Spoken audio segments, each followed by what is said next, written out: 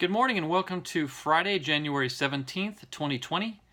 And today's devotion is titled Daniel's Confession of the Nation's Sin. And just like yesterday, we're still in the book of Daniel chapter 9. However, today we'll be reading verse 11. So Daniel 9:11, and it reads, Yea, all Israel have transgressed the law, even by departing, that they might not obey thy voice. Therefore the curse is poured upon us, and the oath that is written in the law of Moses, the servant of God, because we have sinned against him. As a responsible person who did his best to honor God, Daniel was the one who, on the behalf of the nation in turmoil, turned to God in prayer. He confessed their sins as well as acknowledged the reason the law of Moses condemned their sins. But how did the nation of Israel get so far from God? They started with one baby step of disobedience at a time. That is how we all stray from God.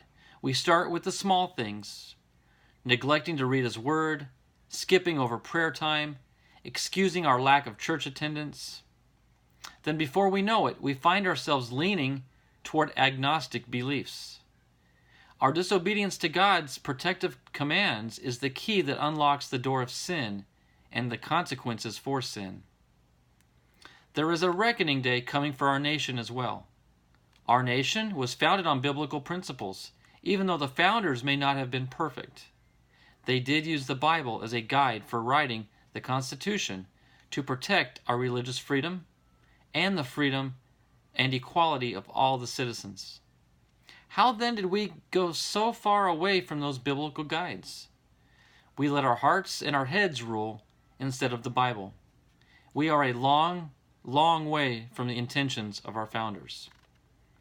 And our final thought comes from Isaiah 1, chapter 1, verse 4, and it reads, Ah, sinful nation, a people laden with iniquity, a seed of evildoers, children that are corrupters. They have forsaken the Lord. They have provoked the Holy One of Israel unto anger. They are gone away backward. If any of you have ever experienced seeing a young child as either a baby or a toddler, and then not seen that child for many, many years, and then you may see them again 10, 15 years later when they're teenagers, you look at that kid and go, wow, what a change, what a transformation. The last time I saw the kid, he was this big. Now, full-grown, nearly adult. The change is dramatic because what we saw was so different. But what about those parents of that child? What about you if you've ever raised a child? You see it every day. You don't see that huge growth because you see the incremental steps in growth as each day passes. You know, if that child grows 1 millimeter in length 100 times, you're not going to see that millimeter increase. But over 100 days, you're going to see that 100 millimeters change. I think you understand my point that I'm trying to get across is that when you're living in it, the situation, when you're in the moment, like the Israelites did back in the day, they took one small itty-bitty step away from God, which in and of itself may not have been consequential because it was so tiny a step away. But then they did it again the next day, and then the next day. And the more they strayed from God, the easier it became. So the easier it was, the larger the steps could become. So before you know it, they were so far away from God, and they didn't even realize it. They had strayed so far, they couldn't explain how they did it or why they did it. But it all started with that first little step in the wrong direction. So obviously, the solution to that is to stop the direction you're going as soon as possible and get back on track with the Lord. Because those changes, we may not even notice it. You may skip church one Sunday morning and think, well, it's just one Sunday morning. But then the next time church comes up, you'll come up with another excuse. And it's so much easier to skip it a second time and a third time. And before you know it, you're not attending church at all.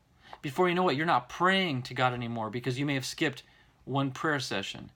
It's just one small step, but it incrementally grows to a huge problem. And look what it caused Israel. They strayed ever so slightly, little by little, baby steps, to the point where they had completely abandoned their Lord. The God that saved them and brought them out of Egypt, the same God that parted the Red Sea, the same God that provided all these miraculous events in their life, they forgot about those because they incrementally stepped each day a little further away from God to the point where they had forgotten who God was. And that was detrimental to the nation, obviously, as we read about it, what happened to Israel in the Old Testament. So don't let that happen to you as an individual. Stay on God's path, follow in his footsteps, don't stray. And if you do stray, get right back on track as soon as you can and pray about it.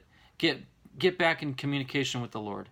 So I hope this lesson's been a good lesson for you. I hope it's kind of brought some insight to maybe what occurred in the days of old with Israel in the Old Testament, and that maybe you can apply that to your life and not follow in the same mistakes that they made. So I hope you all have a wonderful day today. I hope the Lord blesses you gratefully, and I look forward to seeing you all tomorrow. Take care. Bye-bye.